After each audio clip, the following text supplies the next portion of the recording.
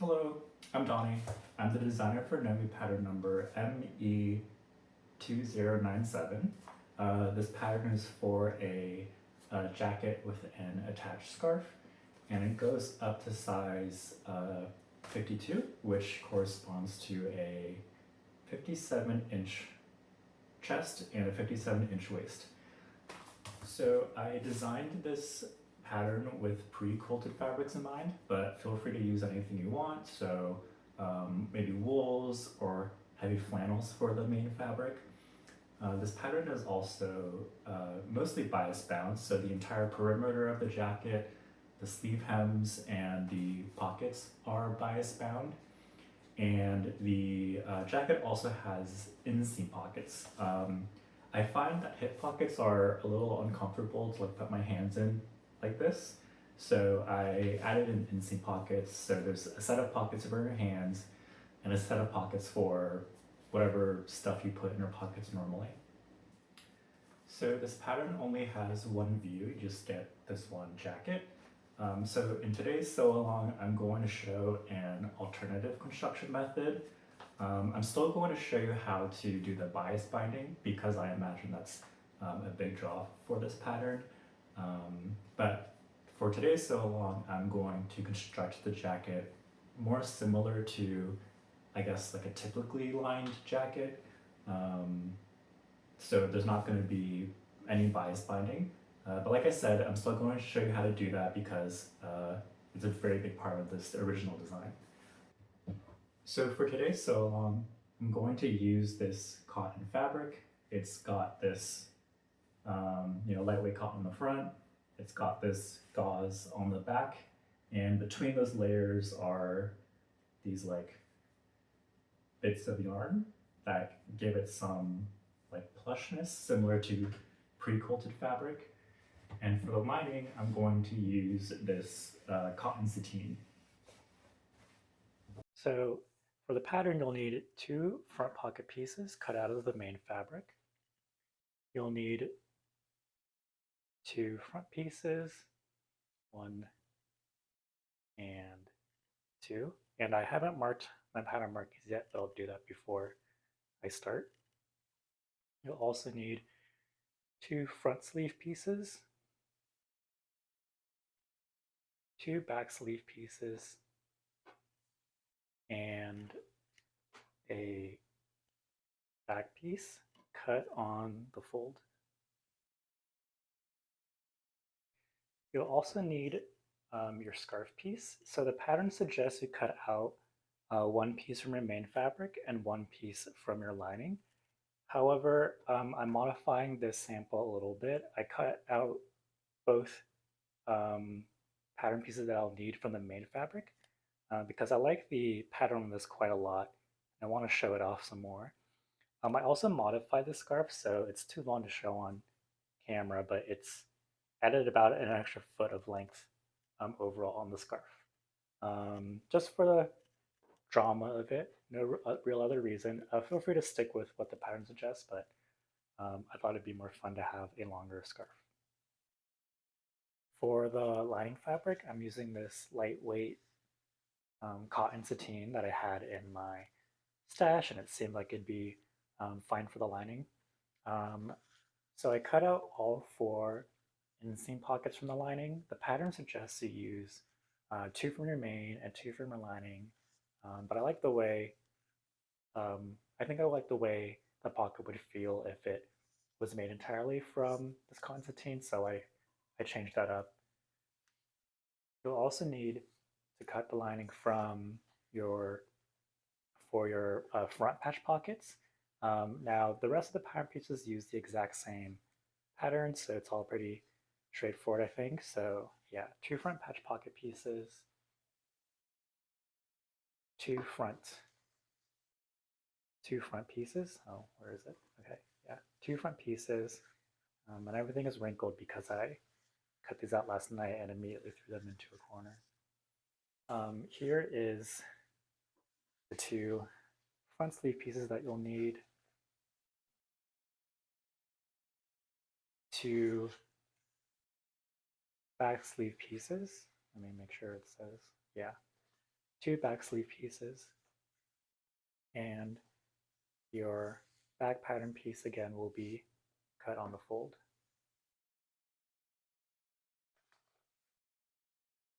So I'm also going to deviate from the pattern where on the envelope you can see that it has bias binding along the sleeve hem. I'm gonna alter it instead and use this rib knit just to give it a different option, make it a little different from the sample I already have.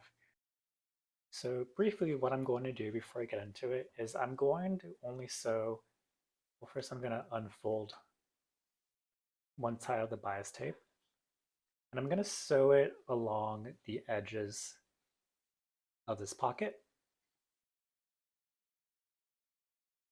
And then for the corners, I'm going to miter them, and I'll show you how to do that in a moment. Once I have the bias tape around the entire perimeter of the pocket, I'm going to press and fold the bias tape over, and then I'm going to hand sew the other edge onto the lining fabric. And it does take a lot more time than what the pattern instructions tell you to do, but I do like the look of it more. Feel free to do whichever method you want. So I've marked the seam allowances on my pocket pattern piece with, well, I don't know if it'll show on camera, but I do have some marker there, and I also have it marked with a pin, and also have it marked with a pin on the other side, and that will just tell me when to stop my needle when I get there. So here is my bias tape. I'm going to start on the side here. I'm going to give myself a good amount of extra bias tape because it'll make connecting the two ends easier when I get to it later. So I'm just going to start sewing, and I'm going to stop when I get to the corner, or not the corner, but where I've marked the corner with my pin.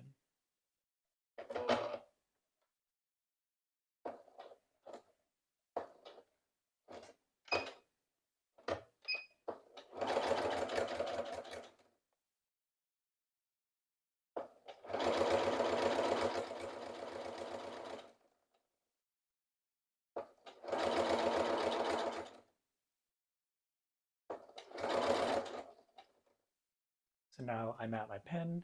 I'm going to backstitch to tie a knot. I'm going to take this out. And now I'm going to fold the bias tape so that it now lies parallel with the other edge. And you'll see how this corner is now folded over. Before I start, I'm just going to run my finger under this to make sure there's no fabric in my way. And now I'm going to sew along this edge until I get to the other corner.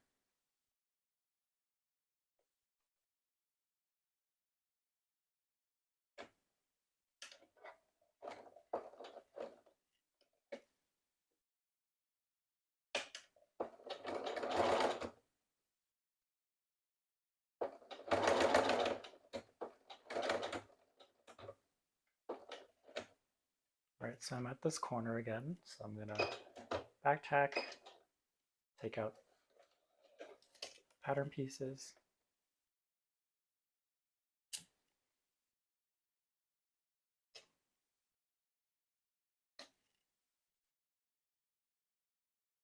and now again I'm going to take the bias tape and fold it so that it's parallel with the next edge I want. Make sure the bottom layer is out of the way.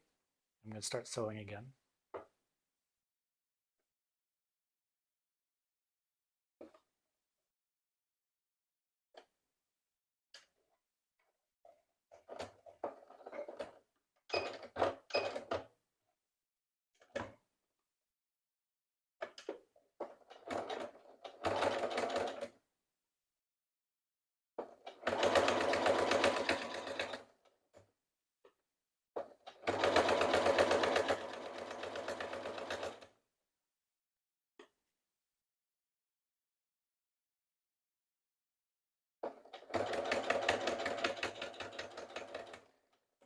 So I'm coming up on the first curve. So I'm going to slow down my sewing. And I'm also going to decrease my stitch length just so it's easier to get around the curve. Also going to gently press the bias tape so it's rounded along this corner.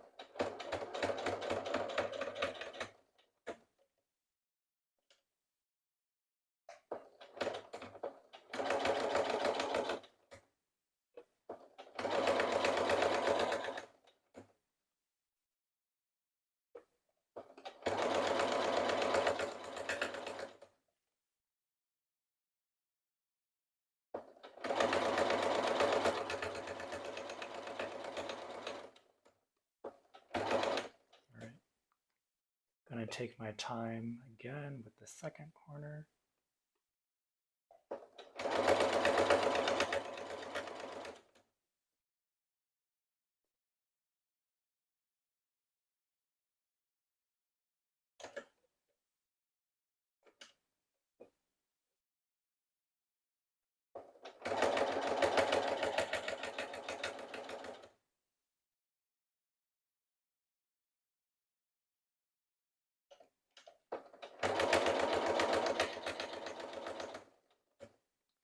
And now I'm coming up to where I started. So I'm just going to put a quick pin in there so I know exactly where to stop on the next or with my sewing machine.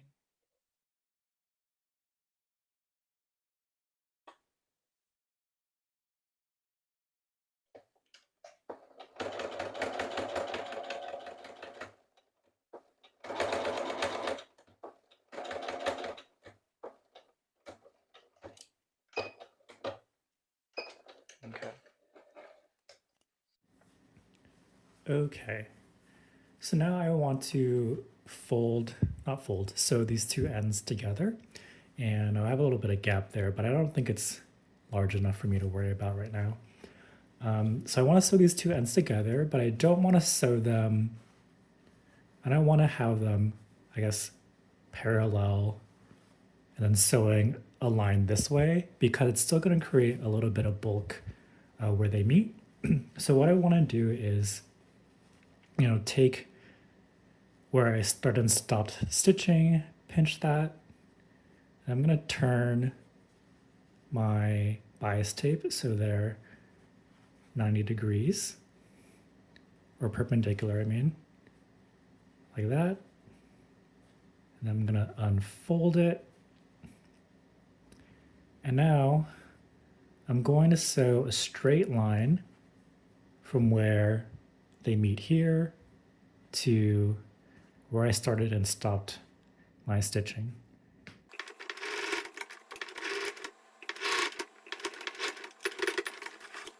See how by sewing the seam diagonally, I can spread out that seam across the length of the side of this pocket here instead of bunching it all together in one spot.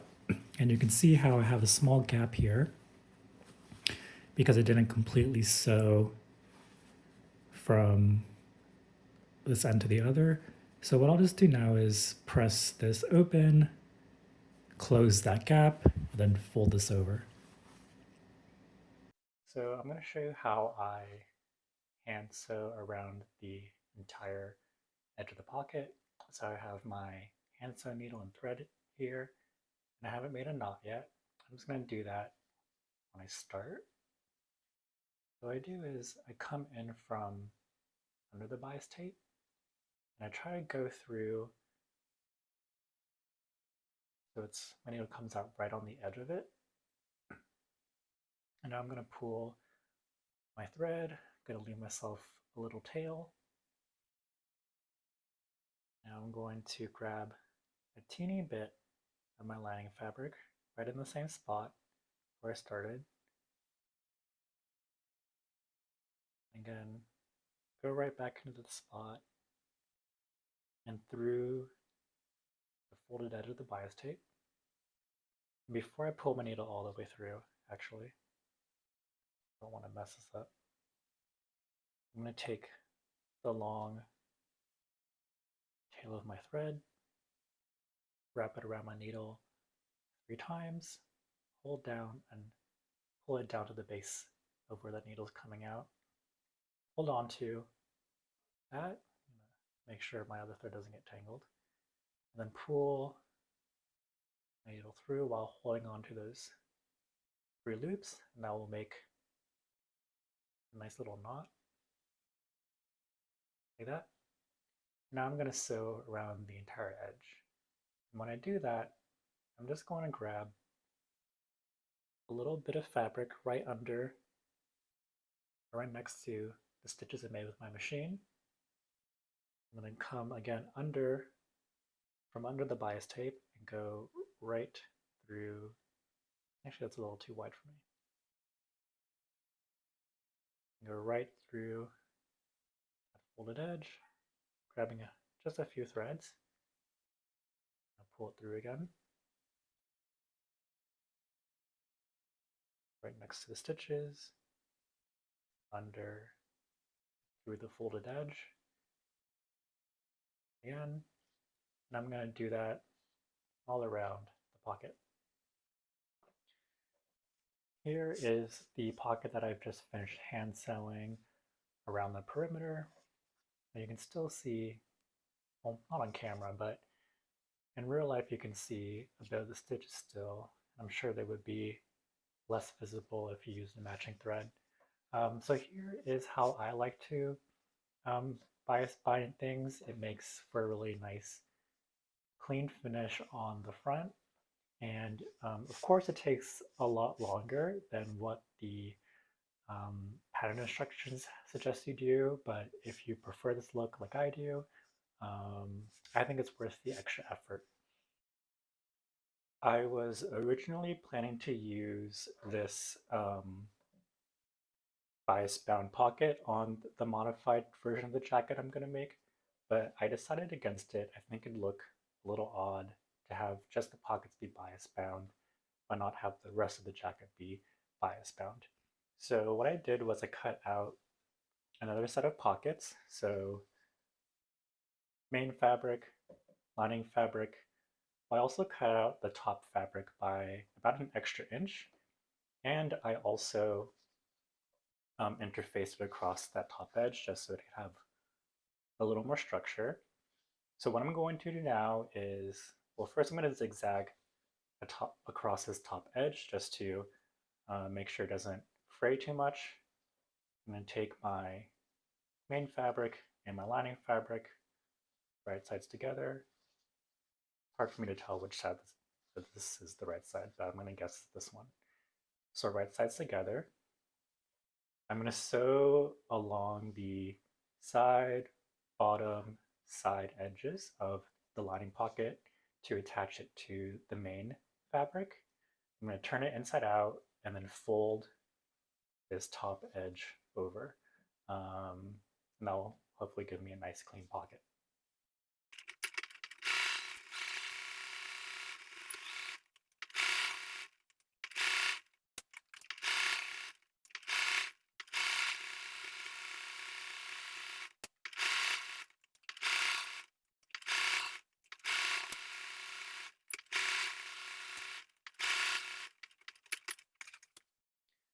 Before I turn out my pockets, I'm going to trim off some of the excess fabric around the corners with my pinking shears. And it's okay if you don't have pinking shears. You can probably get away with regular scissors. Here is the pocket after I turned it out and pressed it. I did try to press it so that a little bit of my main fabric hangs out. That way, when I edge stitch it, you won't be able to see the lining from the side of the jacket. But we'll see how that works out. I also folded over the top edge by an inch because that's how much I added to the pattern. And now I'm just going to sew along to hold this flap down. All right, so my modified pockets are now ready to attach to the front pattern pieces. I think they look a little lumpy, but that's the charm of quilted fabrics, isn't it? So now that my pocket is pressed and done, I've pinned it to the front of my jacket, matching the pattern marking dots. And since my pocket's a little smaller because I didn't bias bind it, I just sort of stuck it between these dots rather right on top of them. I also marked the side seam pocket placement marks for the next step. So now I'm just going to edge stitch along the sides, bottom, and up the side again for both sides of my front jacket piece.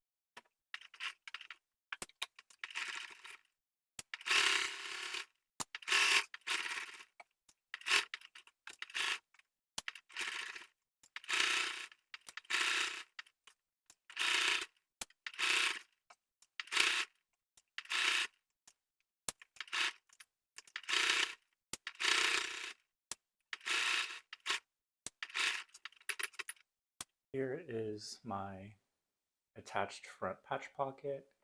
You can see that my corners weren't quite square, so I didn't do a very good job on this side, but that's okay.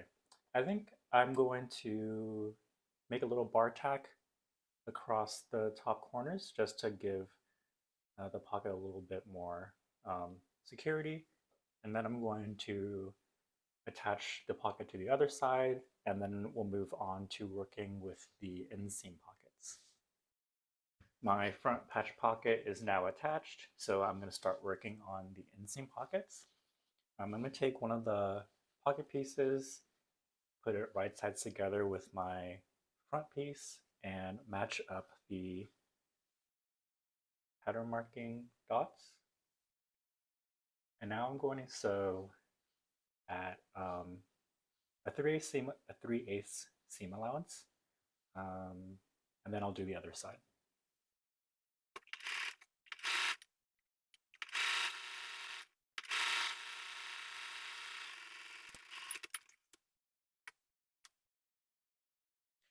So I've just finished attaching the pocket bags to my front pieces and both sides of my back piece. So now I'm going to take these to my iron and press the seam allowance towards the pocket, and then I'm going to understitch that seam.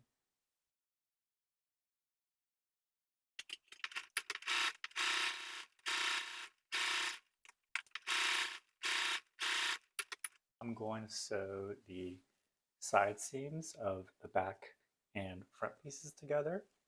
What I'm going to do is put them right sides together and match up those edges. And I'm going to sew, well, I guess you can't see it right now, but I'll mark it with a pen. I'm going to sew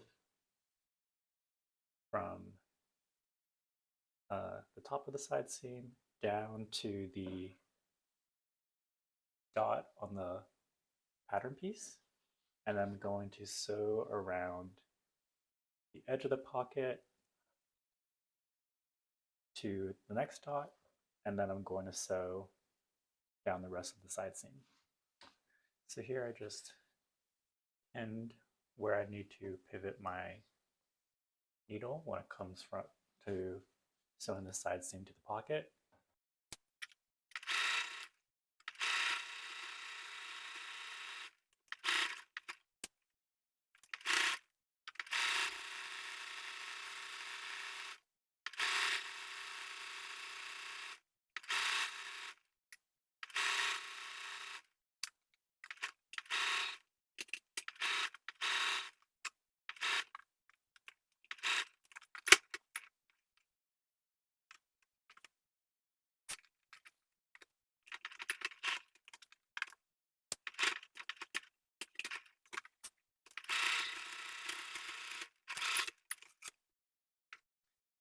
Okay, so my front pieces are now attached to my back piece, and now I want to press the side seam flat, but also press this pocket to the front piece. So what I'm going to do is just make a small snip into the back side seam right where the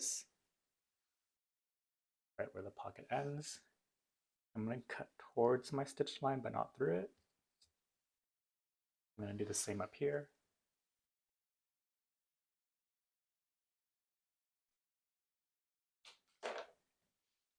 And now I should be able to press this down flat pretty nicely.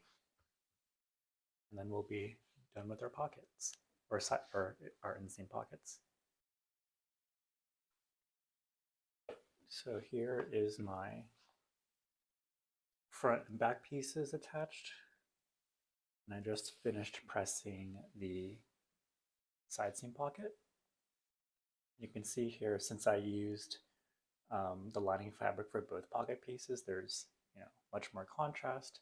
But if you don't like that, you can use your main fabric for the back side of the pocket. But since I'm using this sateen that I really like the feeling of, I decided to use it for both the pocket back pieces. Now the next step is to attach the front sleeve piece and the back sleeve piece along the center seam, or their center seam. So I'm going to do that, or actually I'm going to press it first. It got a little wobbly while I was zigzagging the raw edges. So I'm going to press that and then sew these two pieces together along this outer seam.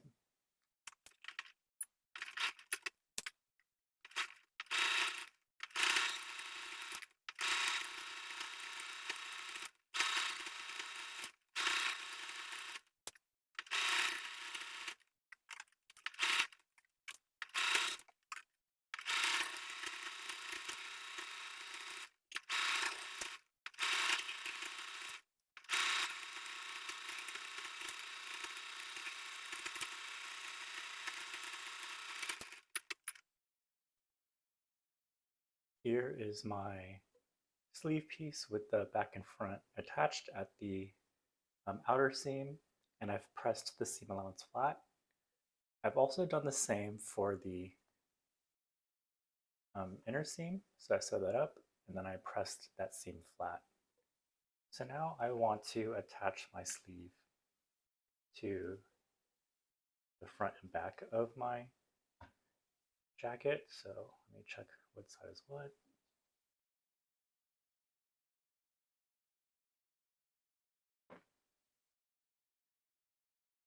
So now I'm going to attach my sleeve and the body of my jacket together. I'm going to match up the side seam of the jacket with the inner sleeve seam of the sleeves. I'm just going to make sure they match up along the back and along front. So I'm going to pin that together. I'm going to sew it up twice, once to hold them together and a second reinforcement stitch, and then we'll, I think, be done for now with the main fabric.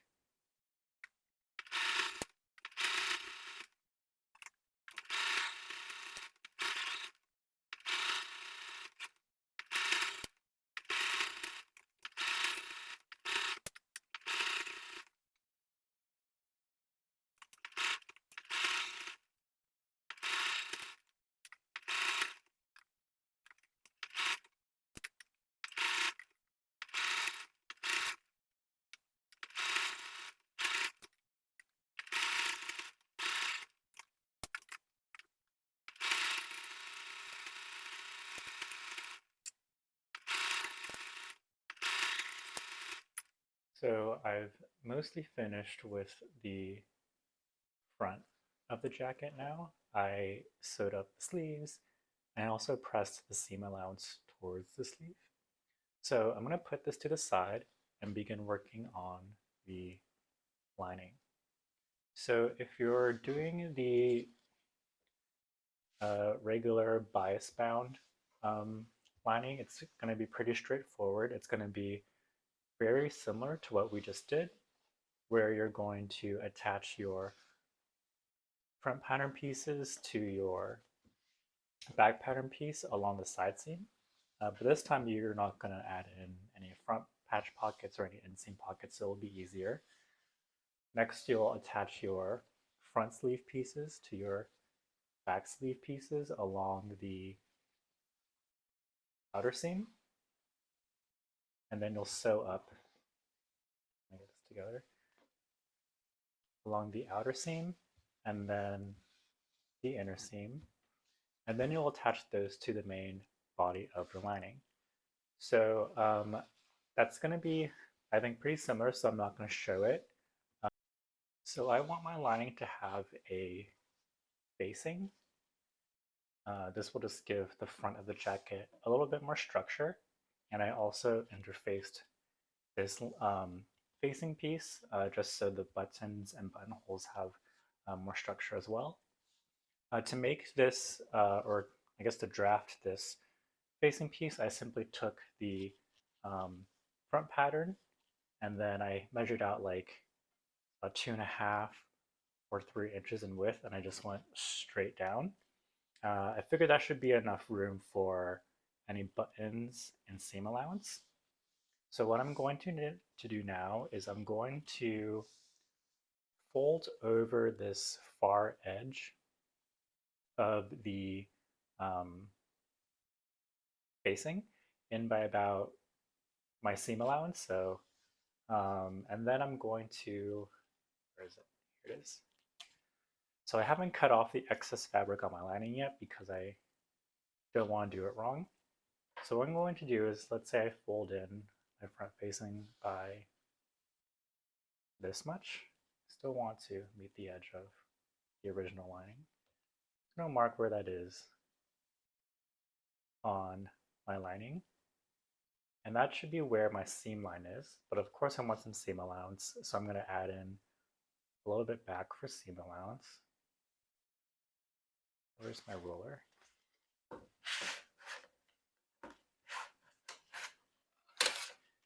And it looks like if that's where I want my lining to end, I'm probably going to take off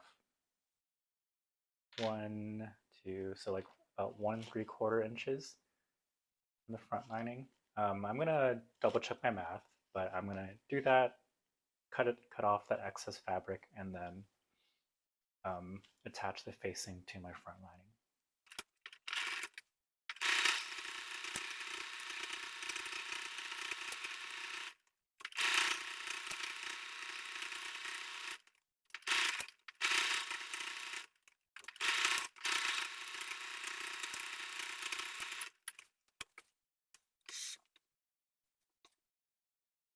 So I just finished sewing my facing to the lining, and now I'm going to press it.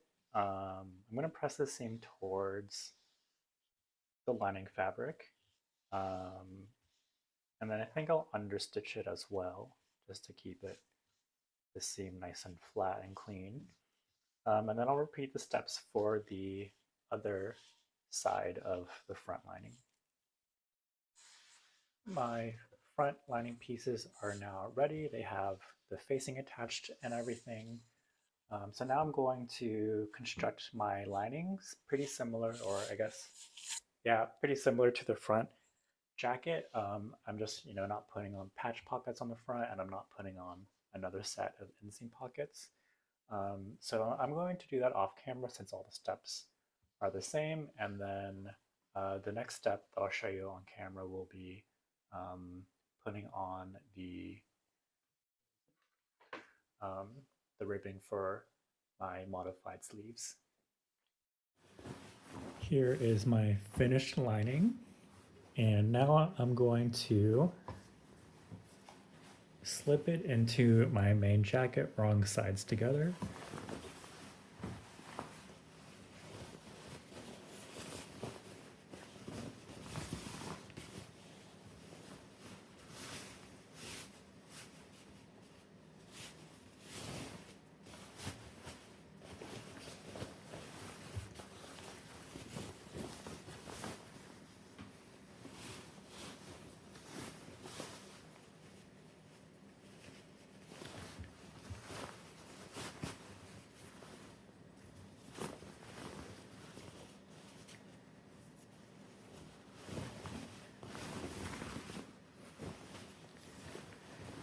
Now, before I attach my scarf pieces, I'm actually going to work on the sleeve hems first. So if you were bias binding the sleeve hems, you would just attach them around these raw edges, similar to how I showed you when I did the pocket at the very beginning of this video. But since I'm going to use the binding, I'm going to do things a little differently. So first I'm just going to measure out about how much binding I need.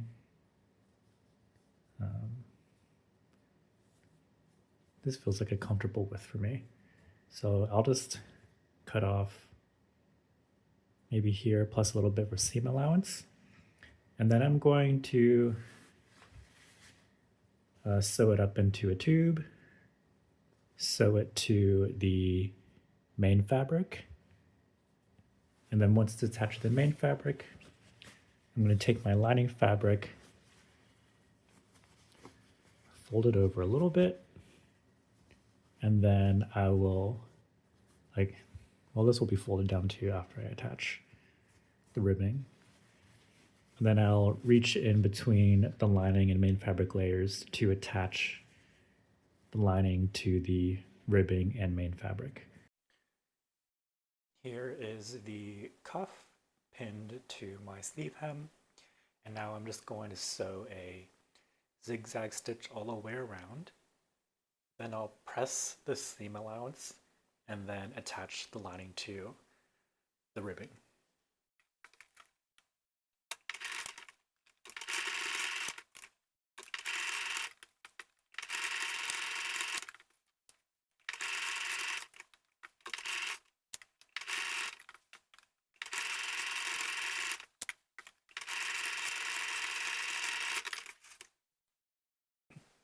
So I've quickly pressed the seam allowance towards the sleeve, and I've also quickly pressed in the sleeve lining. So what I'm going to do now is I'm going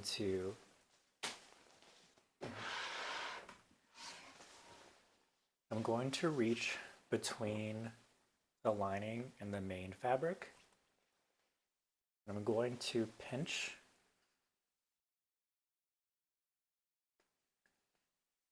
the seam allowance that I folded over, and I'm going to pinch the seam allowance that I pressed in. And when I pull them out, I'm going to make sure everything matches. Okay. And now I'm going to sew all the way around the sleeve hem again.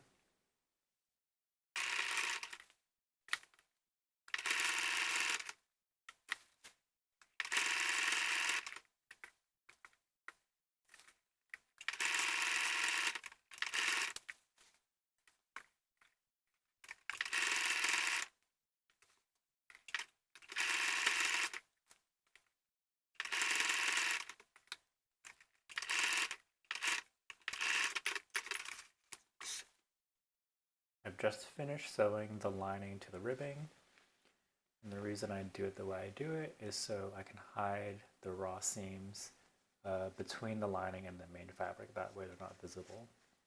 I still have this raw seam from the actual ribbing, but I think I'll just sew that down or hand sew it down flat. So it's one sleeve done. I'm going to work on the other sleeve, and then start attaching the scarf to the neckline of the jacket. So here are my finished cuffs. So I went with the ribbing instead of the bias binding.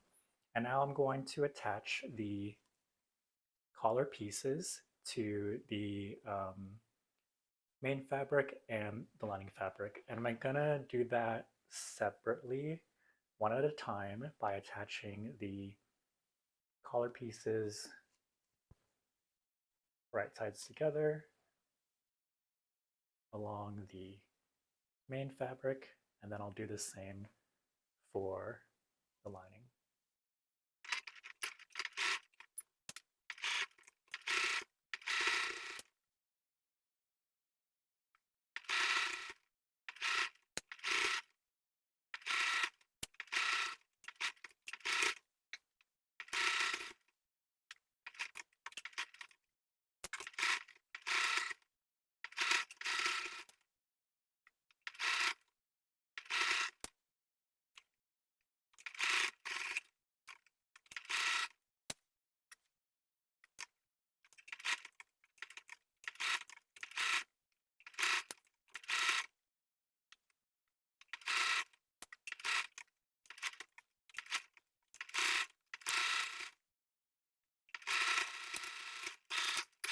Okay, so here is my jacket with the collar attached.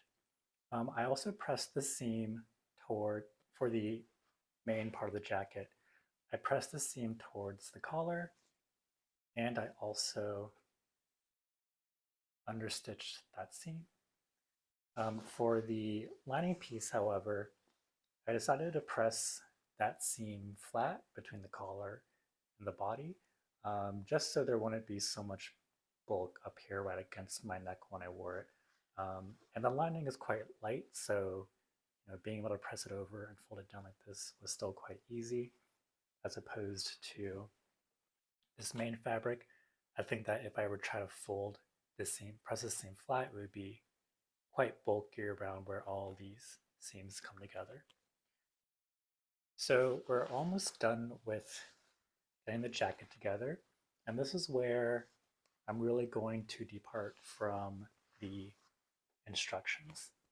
So if you're bias binding your jacket, you would simply line up all your lining and front pieces wrong sides together, and then you would go around the entire perimeter of the jacket with your bias binding to finish that part. But since I'm not going to bias bind, I'm actually going to flip my jacket pieces around so that they are right sides facing. And then I'm going to sew around most of the perimeter. So I'm going to show you on the lining side because it'll be easier to see. But what I think I'll do is I'll probably start like halfway. So we're looking at the bottom hem right now. I think I'm going to start like halfway into the front piece and then go all the way up the front, all the way around the scarf until I get to the other side if I can find it. Yeah. Come around the other side, back down the front, and back in halfway of the front piece. And then I'll give myself a lot of room so I can turn the jacket out and press it before I close up the bottom hem. So I made a mistake, or I mean, it's not that big of a deal, but I'm going to share it anyway. So because I closed up the sleeves already, I can't sew continuously all the way around the perimeter of the jacket because the sleeve is in the way. I could try and like finagle it, but what I think I'm going to do instead is just sew until I feel like this is in my way and uncomfortable, stop, take out my needle, adjust everything, and so keep sewing. So yeah, I don't think it's a big deal, but I think it's worth showing, and I'm sure like the more experienced sewers are probably very confused at why I closed up the sleeves first. I'm also going to start at the side seams of the front and back pieces rather than halfway through the front. I think that I just want to, you know, sew these seam allowances down so they don't flap around. And I think there will be plenty of space on the back panel for me to turn the jacket out. So I'm going to do that now, and when I come back, I'll need to close up this back panel. Okay, I've finished sewing around my jacket and attaching the lining and main piece together, but before I turn it out, I'm going to show you a couple things. So first I used my pinking shears and trimmed around any of the curved edges. So this is the bottom hem. I also trimmed off each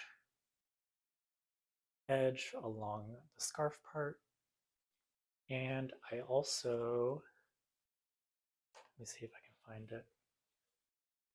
I also pressed and understitched the seam, attaching the facing to the main fabric towards the facing. And that way, when I press it, the facing will fold and sit nicely on the inside of the jacket. So I'm going to turn this jacket out, finish pressing it, and then come back on camera to show you how I'm going to finish off the bottom hem. So here is my jacket. It's all pressed and everything. So now I need to finish off closing the bottom hem. So I remembered sewing this, that the bottom hem is actually curved, and that will make closing it, I think, a little difficult by hand. I mean, not terribly difficult, but more difficult than it needs to be.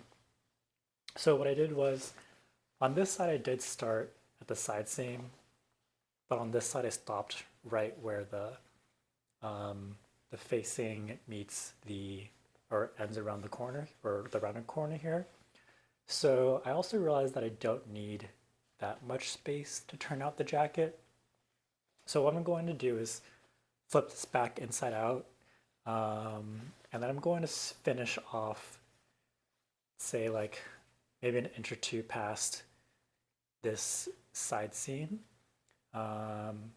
So all the way down so it meets the other line I have here, and then I'll turn it out, and that way I only have this little bit to hand sew closed.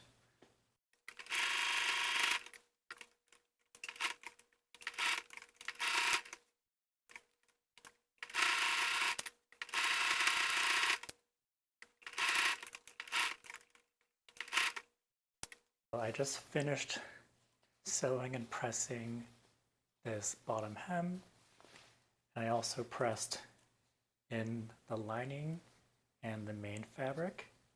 And now to close it, I'm just going to slip stitch these two pressed edges together. So the second to last thing I need to do with this jacket is sew on the buttonholes.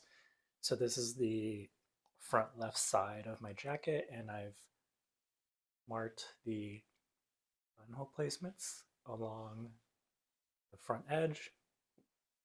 So I'm just going to deal with those now, and then I'll attach the buttons and be done with this jacket. Okay, here is the completed jacket. Here's the front side, the side with the side entry pocket, and the back. So overall, I'm pretty happy with this jacket. I think if I were to make it again, I would remove some length from the sleeves because the cuff adds quite a bit of length. And I would also make the cuffs a little wider. You can see there's quite a bit of puckering here from the sleeve into the cuff. And well, maybe I do like it. I don't know. I'll sit on it for like a day. I would also cut out my front pieces individually. So when I cut out these pattern pieces, I cut them with my fabric folded over so I could get 2 pieces at a time. But that made one of the pieces not quite on grain. So because fabric has like a grid, I can see how on grain it is. I can see there's like a line here that isn't quite on the center front, and it's like a little wobbly. So yeah, if I were to do this again, I'd be a little more careful with that. But otherwise, quite happy with it. I really like the extra long scarf. I think it's kind of silly, but I think it's fun. And I don't know. I don't want to top stitch the scarf, but I do need to think of a way to hold these seam allowances down so it doesn't get puffy over time and over multiple washes. But otherwise, yeah, this is a jacket. And if you make it, please tag me. And if you need any help or need clarification, feel free to reach out to me on Instagram.